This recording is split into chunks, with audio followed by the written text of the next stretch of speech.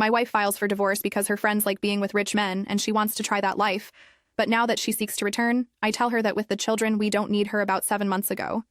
Emma, my ex-wife of 42 years, and I, at 44 years old, moved for her new job. She had been offered a high management position in a company she had applied to without my knowledge. The reason she did it was because she knew I would never agree to move. We had been together 12 years married, 10, and we have 8-year-old twins. Both families are here, and a few years ago, my father was diagnosed with leukemia. Since then, it has been very difficult for our family because my father's health has not been good, and we always fear the moment when we might lose him naturally as his only son. I want to be here for him and also for my mother. Therefore, I didn't want to move after my father's diagnosis. I thought Emma would understand what was happening, but instead she told me I was being too sensitive and that I couldn't keep rejecting work opportunities outside the state and expect her to do the same, just because my father was sick before my father got sick. We had actually been planning to move because she wanted a change of pace, but after my father's diagnosis, I told her that it would no longer be possible for me. She tried to understand it at first, but gradually during the last year or so, she began to feel very restless, and we had been fighting quite a bit about this. She wanted to move because she felt stuck here, and I couldn't think of moving while my father was in such condition, especially because it would also mean having to leave my mother to deal with everything alone. Even if I had had siblings, I couldn't have left because my conscience wouldn't have allowed it. I tried to explain that to Emma, but she refused to see my point of view and felt that she was being selfish, while she felt that I was the selfish one. Then, early this year, one day she came home from work and told me that she had applied for a well-paid position at a company outside the state and that she got the job. That surprised me, and I wanted to be happy for her, but I simply couldn't because she hadn't told me anything about this application or this job. I was somewhat in shock, so I just congratulated her and didn't say anything that day. I remember we had an argument because she didn't think I was happy enough for her, despite it being a big deal. I must admit it was a good job with a decent salary. However, it bothered me that she hadn't even thought that she needed to talk to me about it before applying. She told me she didn't even think she would get the job, but now that she had it, she was thinking of moving and wanted me to accompany her. She wanted to relocate our entire family, knowing what my feelings were about this, so we ended up fighting about it. And it was one of our worst fights. It got so bad that she ended up going to stay with her parents for a couple of days, and we had no contact during those days. I actually thought she was going to file a divorce application and put an end to this, but then she came home, and we ended up deciding that we were going to try to resolve things between us because we still had the children and couldn't disappoint them. At that moment, I thought it could still work with her, because I didn't want to leave this marriage. I was sure I loved her, and she told me she loved me too, so I wanted it to work. But she also didn't want to give up her dreams. So after many discussions, we decided that she would take the job and I would stay here. She told me she would try to travel back and forth as often as she could, so we could make this work. We had no other option but to opt for a long-distance marriage for now, since neither of us was ready to give up the other. It was hard for me to accept, but I had to do it at least for a while until we could decide what we wanted to do in the future. So she left and started coming home every 2 alternate weekends. Even then, she could only spend 2 days with us and take a flight back on Sunday afternoon since she had to be back to work on Mondays. It was exhausting for her, and I knew it, but there was nothing I could do since I had already agreed to this arrangement. With time, I suppose, she started to resent me, and her attitude toward me got worse. We had promised each other that we were going to try to make this work, but every time I tried to call her during the week, she was always very cruel to me, and we ended up arguing about something. It got to a point where it seemed like she didn't even want to talk to me. Instead of calling her on my own, I started waiting for her to call me first, and then we started talking less and less even when we talked. It was always very cold and weird, and I didn't know what to think about it finally. After being almost 4 months away, she came home one weekend and brought divorce papers with her. At that time, things were really tense between us. She told me she couldn't take it anymore. When she returned that weekend, we hadn't talked for almost 6 straight days. Due to the argument we had the last time we spoke, I wanted to find a reason. Not to divorce, but couldn't think of anything, because the last fight we had was when she really threw out the idea of separating and ending the marriage forever. I should have seen it coming for months. Not only had we been fighting, but she had also been getting closer to a high school friend. This friend, let's call her Melissa, wasn't a good person and was an even worse influence. Emma had always been good friends with Melissa, and that woman had even been a bridesmaid at our wedding, but I had never liked her because she always gave off a strange vibe according to what I knew about her. She was a total fortune hunter and always went after rich married men so she wouldn't have to compromise with them, but still get the benefits of being with a rich man. She even bragged about it as if what she did wasn't detestable enough. When I used to mention her behavior to Emma, she used to tell me it was her personal choice and that we shouldn't judge her. That was quite irritating. So I eventually stopped talking about Melissa and decided to ignore that friendship completely. Eventually, it became easier, because after Melissa moved and Emma was busy with work, and the children, they drifted apart a bit anyway, I knew that Melissa had also been living in the same state with her son for a couple of years since she had moved after her second divorce, probably to look for new prey. Coincidentally, when Emma got a job in the same state, she contacted Melissa, who was the one who introduced her to the city and helped her move and all that. I hoped that maybe Melissa had moderated after so many years, but she was still the same strange person. I didn't feel comfortable with Emma being so close to Melissa once again. But she was the only friend Emma had there, so I couldn't even say anything about it. In the months that Emma had been there, she had told me that Melissa had been very supportive of her since she was alone, and that she had even introduced her to a couple of her own friends. This group of people that Melissa had introduced to Emma was quite strange, because from what I remember, it was a group of 3 or 4 women who were all single mothers they met through Facebook and had a kind of support group. On the platform, according to what Emma had told me, these women had been with men, they had children with them, but due to various reasons their partners had abandoned them, and now they were raising their children alone. The only support they received was alimony. However, it wasn't as sad as it sounds, because most of the women that Melissa got along well with were like her. They had gone after very rich men, had affairs with them, got pregnant, and then when these men decided to stay with their wives and families, these women managed to get them to pay large alimony. This sustained their lifestyle. It actually wasn't just support for them, it was also payment to keep their mouths shut, since I suppose these men didn't want their affairs. To reach their wives, it was very common for all of them to have some online business that nobody really cared about, but they were self-employed and wanted people to believe they were doing everything on their own. Actually, they were running a scam and took pride in calling themselves independent women who had all the freedom in the world to live according to their own rules while living off the money of men who had been foolish enough to fall into their traps. Emma found it amusing, but I found it disgusting, and didn't think it was a good idea for her to socialize with them. However, she kept defending her friends and told me she had met them personally, and that they were all really nice women, given that we were already fighting about so many things. I didn't want to fight about that too, so I didn't say anything. But then in the last fight we had, before she filed the divorce application, she told me she really admired Melissa's strength, because even without any man's help, she was raising her 2 children brilliantly on her own. I ended the call dismissively, and told her that anyone who earned so much money from getting pregnant after an affair with rich men would probably be taking good care of the children, since they weren't their children, but a lottery ticket for them. That led to a huge fight. Between us, frustration had been building up for months, and that day that small disagreement was enough to trigger both our anger. We started cursing each other, telling each other exactly how much we had tried to make it work. But unfortunately, we didn't succeed. Even the children we were supposedly together for almost never saw us together, and when we were together we weren't happy.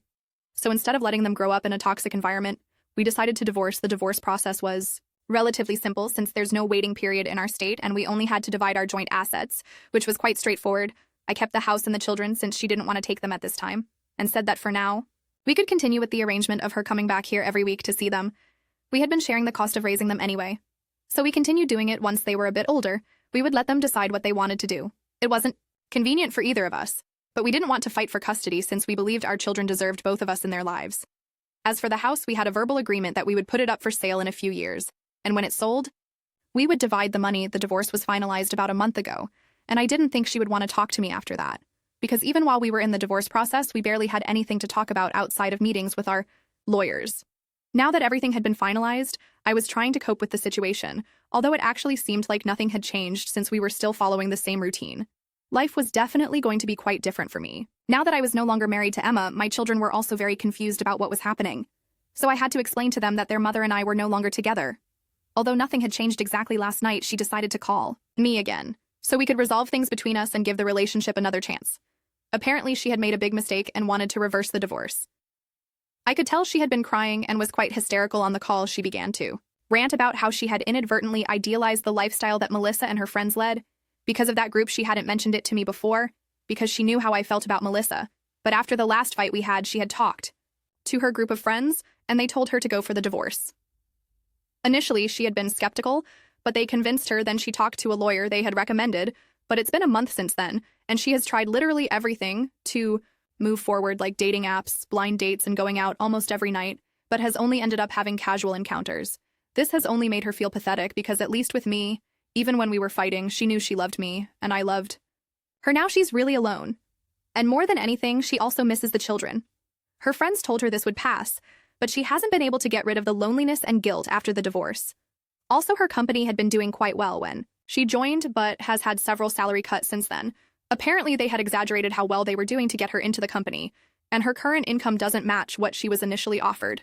Not just her, everyone in the company has gone through the same. They keep telling people that things will improve if they keep working hard, but she believes it's just to retain employees. That's another one of the reasons she wants to come back to me. She said she really wanted me to consider reversing the decision to divorce because she just misses her family and what used to be her life. But after she finished talking and explaining her situation to me, I felt furious with her because I couldn't believe she had allowed her immoral friends to convince her I had warned about Melissa and had made it very clear that I didn't like the company she was keeping after moving, but she never paid attention to me, and now they had turned out to be the reason she ended up making the decision she made. If it had been her mistake, I could have been understanding. But the fact that she had decided to listen to people I hated really bothered me. The audacity of calling me and starting to cry about all these things as if everything had been very easy for me simply infuriated me. I ended up exploding at her and told her that now she had to manage on her own because I wasn't going to help her despite everything I tried to do everything possible to make this marriage work. I'm not just talking about the last months, but since my father got sick, I was fighting for our marriage relentlessly. And for a while she did too, but she had been incredibly selfish in recent years, and that's how we ended up here. Divorced. The least she could have done while she was away was try to understand my feelings and my situation. Instead, she let herself be carried away by friends she knew I didn't like. I told her she was no longer a teenager and that a juvenile excuse like her friends influencing her to make bad decisions wasn't going to work with me. She wasn't coming home drunk with her parents. This was a very different situation and had affected my life, and even the children now, just because she finds it uncomfortable. She wants to reverse the divorce in the first place. Of course, that's not how it works, and secondly, even if it did work, I wouldn't do it. I was really upset about everything she had told me just before that I just couldn't contain myself. So I told her that if she felt really alone and guilty, then she should ask her friends for help. I'm sure that if they were the ones who encouraged her to ask for divorce, they would care enough about her to help her if she's not doing well financially. But also support her emotionally. I was also very bothered by the fact that she had basically confessed that she had been having casual encounters with random people during the last month after our divorce. Technically, she was single, so she could do whatever she wanted, but it made me feel really uncomfortable and depressed because I felt she had devalued what we shared during the last 12 years.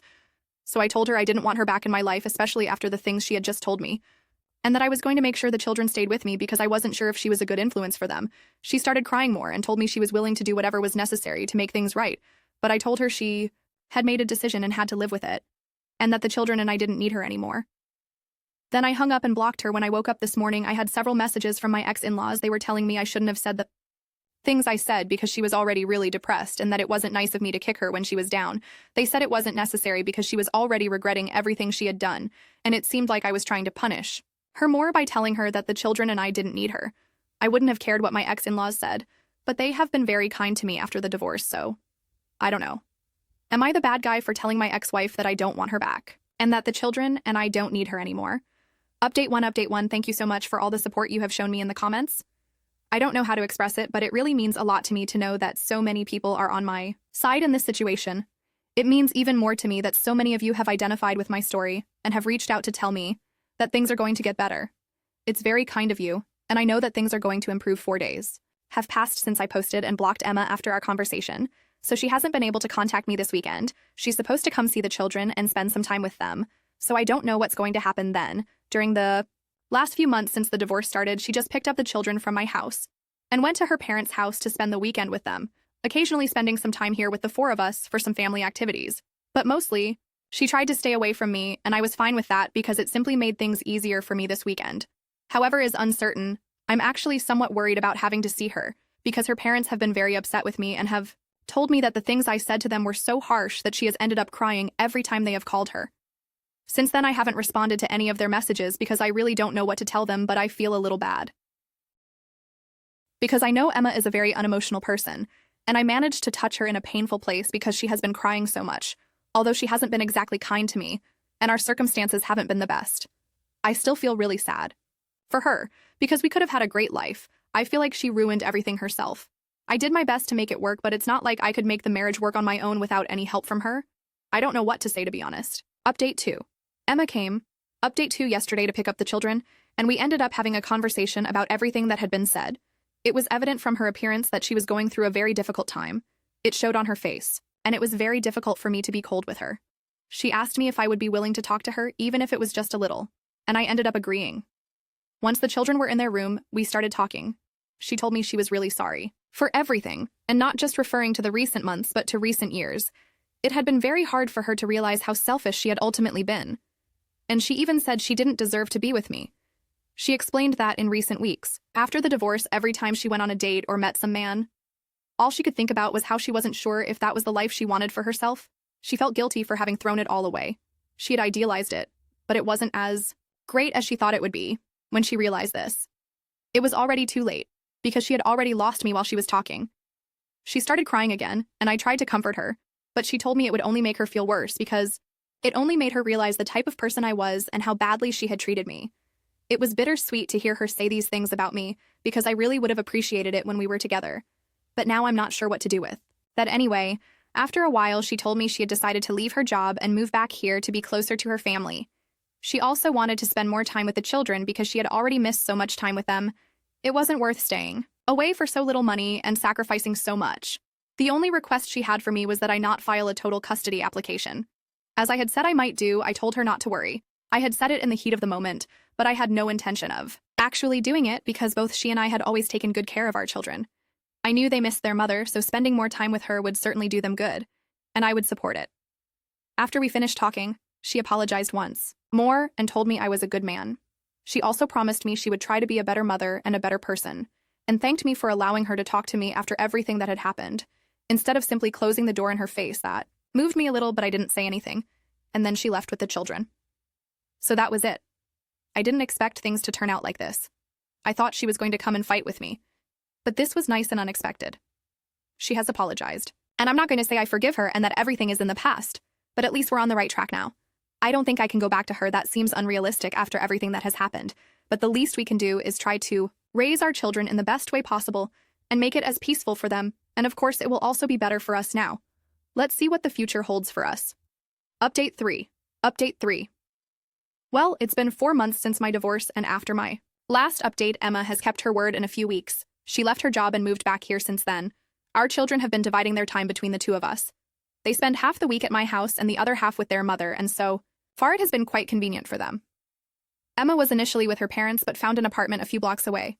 The children are having a lot of fun with their two homes now. As for my ex-in-laws, we are back on normal terms. We don't talk regularly, but they apologized for bothering me when Emma was going through her crisis. They told me it wasn't my fault, but as her parents, they were really stressed and ended up blaming me. In a reflex, Emma and I are also back on good terms. I wouldn't say we're friends, but we're cordial and have kept things on civilized terms.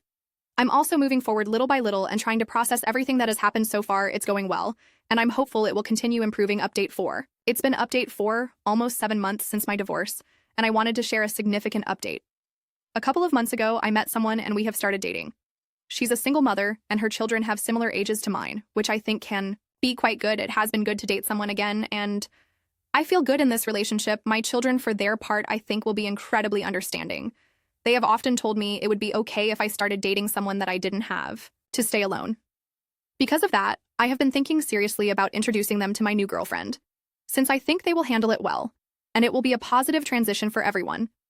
They might even get along with my girlfriend's children. However, this update isn't just about that, but also something that has happened with Emma a few days ago.